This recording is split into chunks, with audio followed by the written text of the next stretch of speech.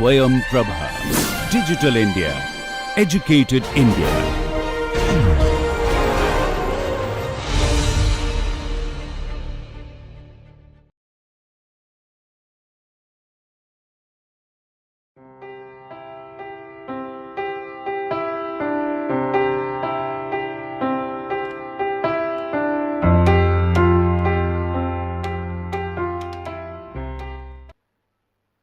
Good morning everybody and welcome to our course on Introduction to Micromechanical Machining Processes.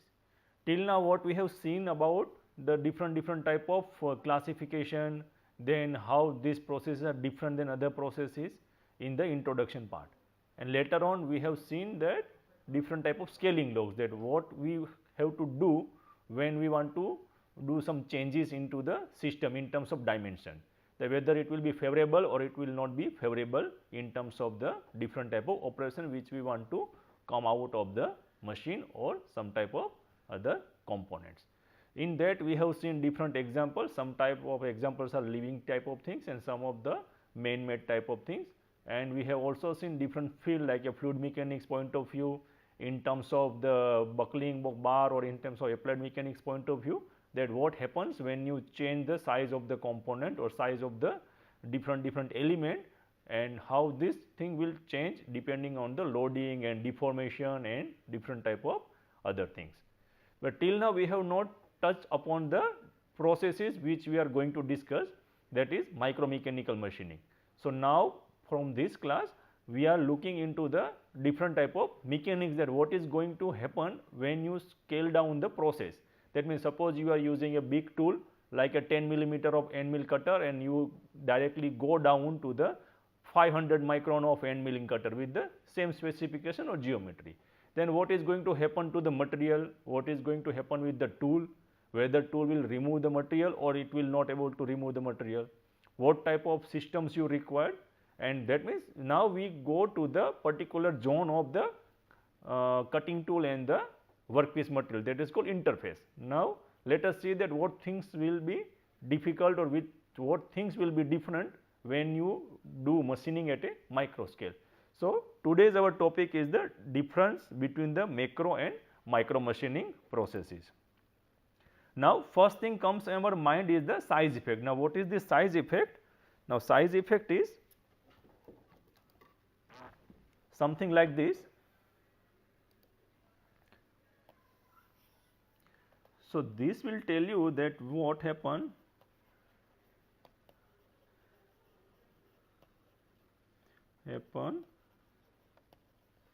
when we change or reduce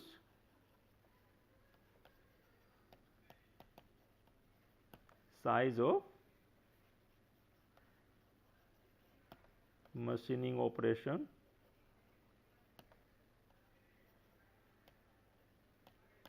in terms of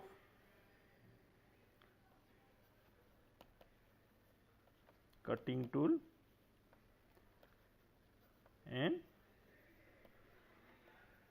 depth of cut, right. So here we will see about that. Now we have this particular diagram and this is well known diagram, and this is the chip which is coming out from the workpiece. So this is the way it is going in this direction, and this one is called uncut chip thickness.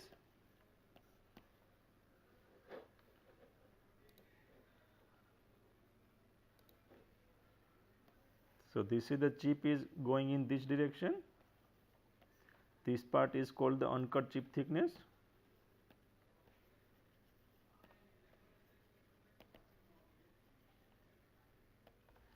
And this particular part, this is called machined surface.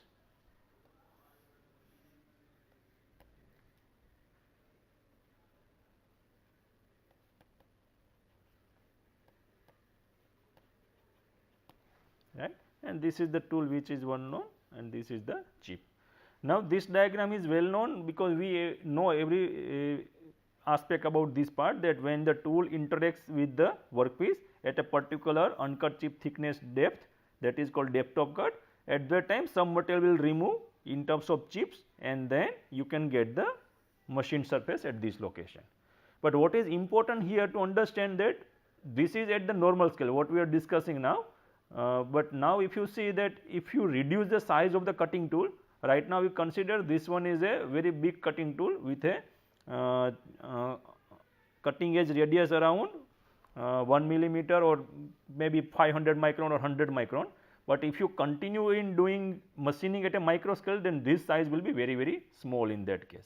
So, let us see that what are the different locations by which we have to pay more attention, so that we can get some useful information in terms of machining at micro scale.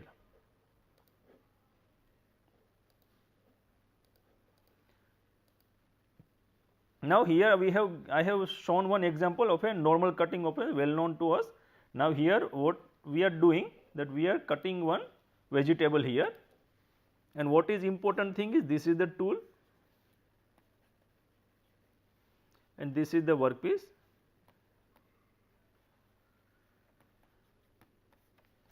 Now, from here what is important thing to get this thing cut is the sharpness of the tool.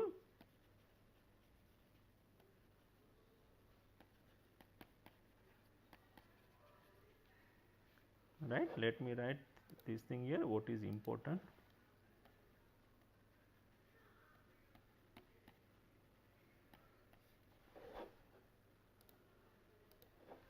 This is the one thing. Another thing, that tool hardness, or we can write knife hardness.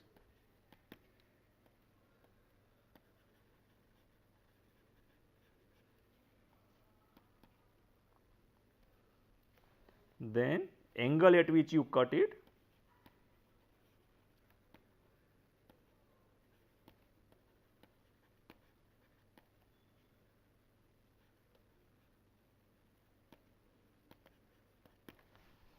and some other parameters. Let us first focus on these parameters. So, sharpness of the tool is important. So, how much is the sharp of this tool, that is important. Then hardness is important, because we know that hardness of the tool should be much higher than the hardness of the workpiece. And third one is the angle at which we are cutting. So, we consider this one as a rack angle.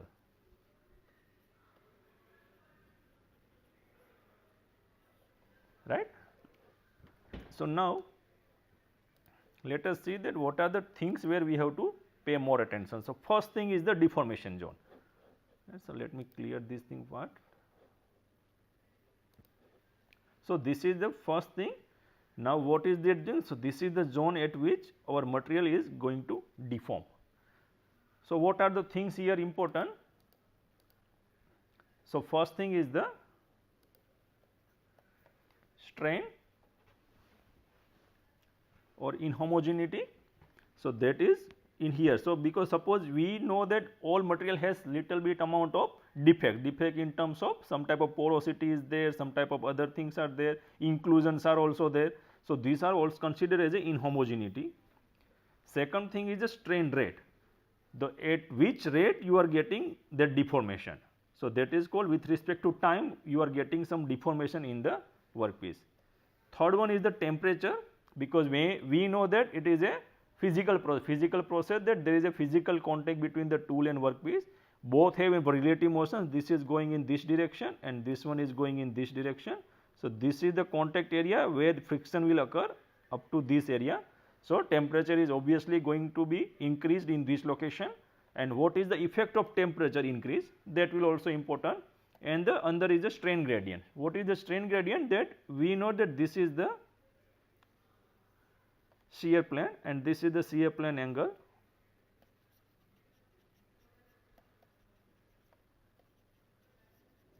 But we know that plane is not actually plane, but it is one type of band completely. So, it has area, not the line. So, this is the one particular shear band in which the deformation is going to occur.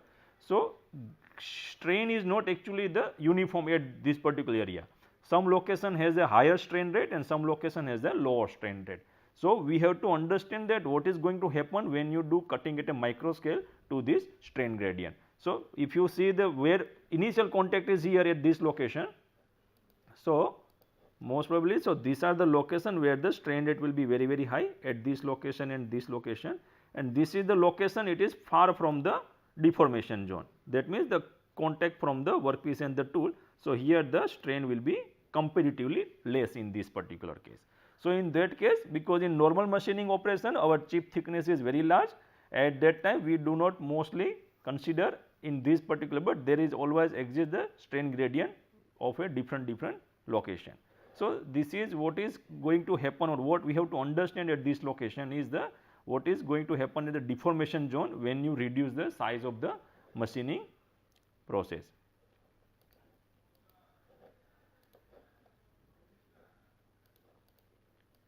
Then the second one is the workpiece, because now we know that we have done some machining here and our objective is to get this surface. This is the surface which we want to get out of this particular raw material. So, now our objective is that we have to find out the what is going to happen at this material. So, our depth of cut is this much, and but if you do machining at a micro scale, it is not probably always possible to remove this much amount of material. So, whatever is depth of cut, you will not get the same amount of material at this side.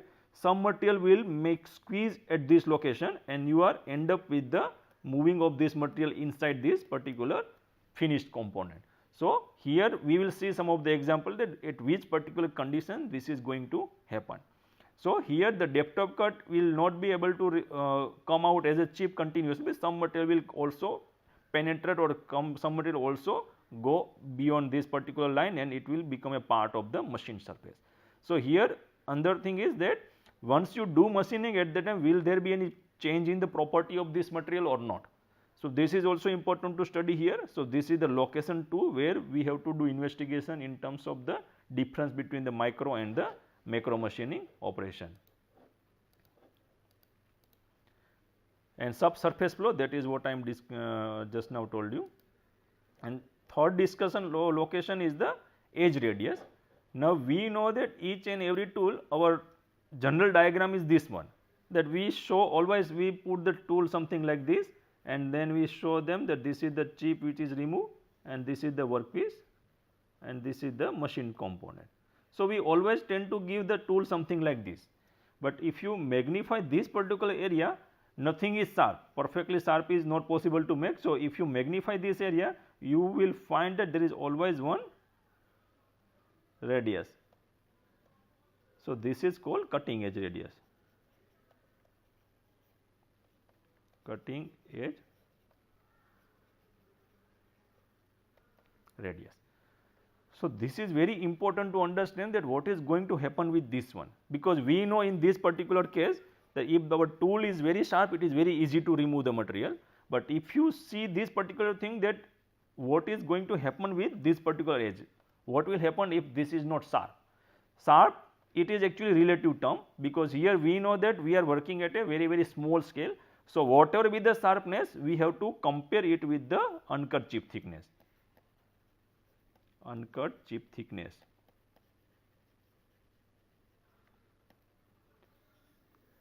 So, relatively we have to see then what is the radius of this cutting edge with respect to the depth of cut, or we can say the uncut chip thickness. So, that will decide that in which particular patient the material will be removed, and it may be considered as a plowing also, because you may not be able to remove material as a chip, but it may come as a plowed material and then you have to do some reworking to make sure that plowing will not occur in the later stage. So, this is the third location in which we have to pay some attention, and this is the chip initiation, that is also important, because we know that in this particular case, if you see that when you want to remove some material, what you have to do, that this is the chip, whatever is coming from here, these are the chips in terms of our routine operation. And here what is important, that how to initiate the chip, because chip initiation occurs at some particular defects, because suppose your material has something here. So, these are the grains located here, there are some porosities available here, some inclusions is also there, some additional foreign material is available. If it is alloy, then there are different hardness, hard phase are available in that. So, these are the different type of defects we consider it. So, whenever your tool edge or cutting edge encounter this defect, it is easy to remove material. But we know that micro scale encountering of this defect is very less, that probability is very less in that case. So, we have to see that in which case our material will be efficiently removed in terms of chips. So, here fracture is also one important thing, the chip initiation, because if it is a brittle material then you will get correct propagation. If it is a ductile material then you will get the different type of mechanism, plowing or the chip removal or the shear deformation or a plastic flow rate from this particular part. So, these are the 4 different investigation locations where we have to understand that how these things are different than the conventional machining processes.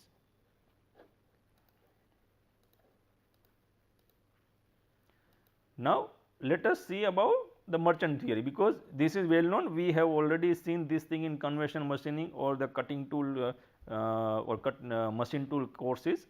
Here what we are doing, that merchant theory is based on lot of assumptions. So, first assumption was the cutting edge very sharp, because merchant theory we are using to calculate the different cutting forces. Out of these forces, some forces we measure experimentally and some of them we measure theoretical based on the scaling of this particular force diagram. So, before we do that, merchant has noted or told us some of the assumptions, that what are the assumptions based on this particular theory works perfectly, and there is no contact between the cutting tool and the clearance face of the workpiece. So, this tool contact is here at this location only, but no contact here. So, this is the particular thing. Tool edge is very sharp, because that is what is going to happen in a different context when you talk about the micro machining. Then material is rigid and perfectly plastic. Even though it is like that, if you do micro machining at that particular scale, the material will not behave like that. We will see those things in detail. And the no side spread of the chip of the material. So, it is that whatever is this depth of cut, whatever is this here. So, whatever is this depth of cut, this whole material will come out as a chip. So, there is no any side flows, that means material is not moving in this side or the other side of the tool, that is the front of this page and the behind of this page.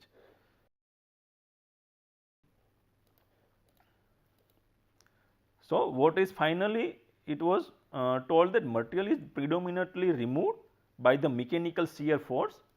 So, mechanical shear force is given by the tool due to the interaction between the sharp tool, that is the first thing, and the workpiece, and thereby it forms a chip. So, that is what merchant theory tells us when you do calculation of this different type of forces by using this merchant theory. Now, let us understand that what is happening in the micro machining. So, can we use the same theory for the micro machining? So, now there are lot of problems which are difficult to fit into the merchant theory. First thing is the radius of the cutting edge significant compared to the uncut chip thickness. Then the grain size is comparable to the undeformed chip thickness. Rounded cutting edge attempts to fracture a single grain. So, now let us see one by one. So, radius of the cutting edge significant compared to uncut chip thickness. Now, if you see the conventional machining, we consider something like this, and this is our chip, and this is the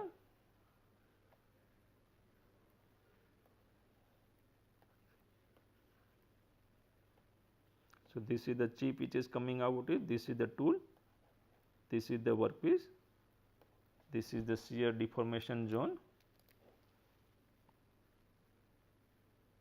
Let me give little more part.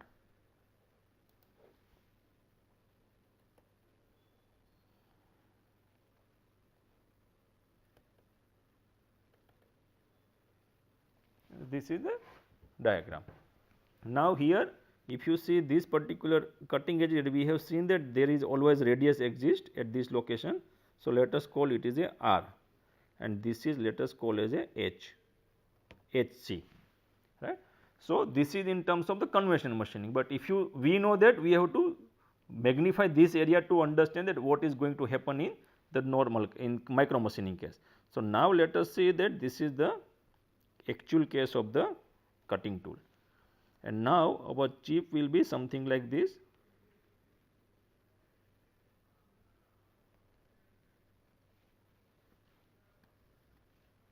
This is the machined surface, this is the bottom part and this is the chip. Now, our R is something like this. This is our R and this is our HC. Now, many times what happened that whatever is R is there, sometimes we have to cut a very small amount of material because the process is very slow, and because of that we have to also understand that tool life is also very short if your depth of cut is very large. So, generally we work with a very small HC, maybe starting from 10 micron to 100 micron of type of things. At that time your H will be, your R will be also very small. So, now if you consider this particular diagram and this comparison of these two things, now if you see this one is considered as a dull tool,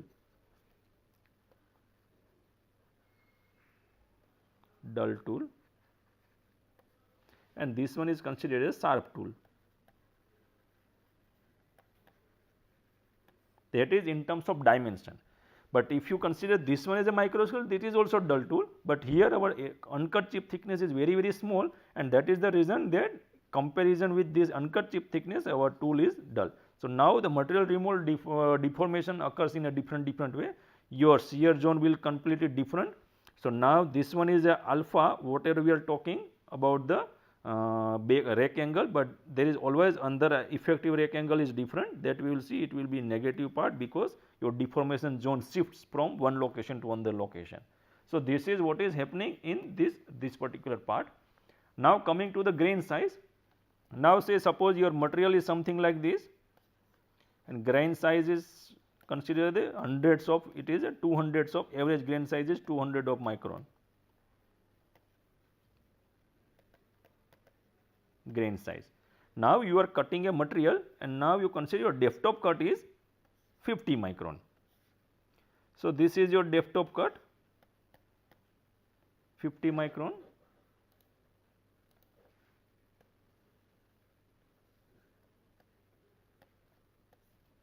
Depth of cut, and if this is the depth of cut, then what we can say that your undeformed chip thickness is comparable with the grain size. When you say the average, let us we write average because all grain, when you are writing something like this, all grains are not the same size. So, this is called average grain size. So, here what is the problem, that when you do machining in this particular scale, you have to sometimes cut the grain also, but that is not happening in this case because our uncut chip thickness is very large. It is maybe in terms of the 0.5 millimeter to whatever is the capacity of this machine. Even you can start with the 100 micron also, 100 micron to in terms of millimeters also you can go in this case very easily in conventional machining. But here we do not talk about the millimeter size because our material thickness is, or remove things which we want to remove, it has very small thickness. We do not want to remove more material from the workpiece because of the scaling of the part. So, here this is important that sometimes the grain we have to cut, and that is difficult compared to the cutting through the boundary, it is very easy to pass through it. Then rounded cutting edge attempts to fracture a single grain. So, that is what is happening here, because if this is the case and you are using a sharp tool, then it is, there is a chance that it will cut down the material because you have a velocity and you have a sharpness also, both the things. So, it can pierce very easily, but now we know that our tool is dull, that is comparison with relative comparison between the uncut chip thickness and the cutting edge radius. So, your rounding cutting edge which is here, that is cutting, this rounding cutting edge is this one, and this is cutting, or it is a fracturing a single grain, this is the grain. So, at that time now you do not have sharpness, but you have a possibility of cutting the grain. So, that is even more difficult in micro machining case. Now, this is what is happening in our normal case, that we consider the tool is very sharp, and this is our workpiece material, and this is our rake angle, and this is the velocity of the tool. Now, this is what is happening in our micro cutting operation, that now we consider that there is always some radius exists, and now if you see this one is the HC, and now here this one is the HC. So, now you can understand how much is the difference, and another the important difference is this one. So, your chip is, this one is your chip. Now, if you see this particular, your chip is located at this location. Now, you understand that when chip flows, it flows over the rake face, but now our rake face is this one, but it is flow starts from the cutting edge radius, some portion of that, and then it is starting flowing in this direction. So, your effective rake angle is this one, this is the effective rake angle, and this is the nominal rake angle, which we think that it has the tool with this particular cutting back rake angle, but that is not happening when you do machining at this particular scale. So, undeformed chip thickness is very small, that is what is shown here. Negative effect rake angle cleavage. So, this is called negative rake angle, this is the effective negative rake angle, because our nominal rake angle is this one, but when you do machining at a micro scale you are end up with this angle. So, your actual angle is this one, and that is considered the negative rake angle. Multiple material faces exist, because now when you are cutting a material at such a small scale, you do not consider this one material as a homogeneous, because here what happens that there are lot of grains may be coming out as a chip, but here what is happening, single grain it may come across this thing. So, grains are oriented in a different direction. So, you have to find out that particular grain boundary, so that your material removal become very easy. Multiple face exists, because when you magnify this material or the particular surface of the material, you may encounter different type of defects. Inclusion is also there, porosity is also there, different faces exist. So, your tool encounter different material property even in single cut. So, some material is soft, so tool will purely or it will easily cut that material, but suddenly some hard inclusion comes again the tool, then tool has to provide more force to remove that material. So, tool forces are also variable within a single cut, and those things are completely different than the other things where we apply the merchant theory. So, there are some limitations of using merchant theory for the micro machining operations, and that is the reason that we have to do lot of trial and error experiments to get the required data of the force measurement and the machining conditions. So, now what is the effect of size effect, influence of size effect on the different types. Size effect means when you scale down the tool, when you scale down the uncut chip thickness, what is going to happen with the surface or what is going to happen with the tool also. So, in this case now the fundamental process mechanics between the micro and micro can be different due to substantial size reduction. This is the normal conventional diagram where the chip is removing, the cutting force, this is the thrust force, and this is the workpiece. Now, size effect influence on the cutting force. So, now first one is the cutting force here. So, now if your chip thickness is small, in this case your cutting force will be small, because we know that we do not want to remove more material, but that again depends on what is the diameter or radius of the cutting tool edge. Second one is the chip thickness, because we know that our chip thickness is going to be very small. So, there is a large variation in the chip thickness in the conventional machining in the micro machining process. Chip formation is also an issue, because if you do machining at this particular small scale, there is a chance that you may not get the chip at all. So, this chip removal is not a guarantee here. So, that everything depends on the what is the ratio of this HC divided by R. So, this is the HC and this R is here, this is the uncut chip thickness of the cutting edge radius of the tool. So, everything depends on this, that which particular instance will make you will give you one particular chip, or it may not give anything in that case. And the quality of the machine surface, now we know that if chip formation occurs, at that time we can get the machine quality much better, because that is whatever we are getting, it is as per our dimension. But if there is a variation between these two, then you may not get the chip completely, but some material actually start propagating inside, or it will squeeze through the workpiece and it may deform the different type of properties which are important on the machine component. So, what is happening with the uncut chip thickness is small. So, if it is a small, then the lower cutting temperature, because we know that if the uncut depth of cut is very large or the uncut chip thickness is very large, we are going to have very large friction here as the temperature rise. So, if the temperature is raised here, what is the advantage of rising of the temperature? The temperature rise will be somewhere here in this case. Some materials, most of the temperature will go with the chip, temperature will also actually propagated ahead of the material which is just ahead of the tool. So, this material becomes little bit soft, and this soft material when come into contact with the tool, your tool need not to give more amount of forces to cut down this particular tool. So, that is the advantage of having the higher cutting uncut chip thickness, but that is not happening. So, our cutting temperature is very very low, and it will not help into removal of the material in by softening the part.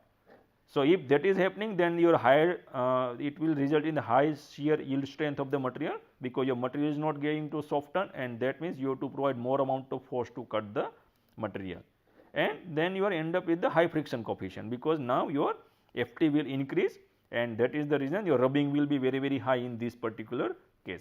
So, now these are the different influence of the machining zone, so that we have to understand that at which particular ratio of this HC by R, so that we can get the efficient material removal.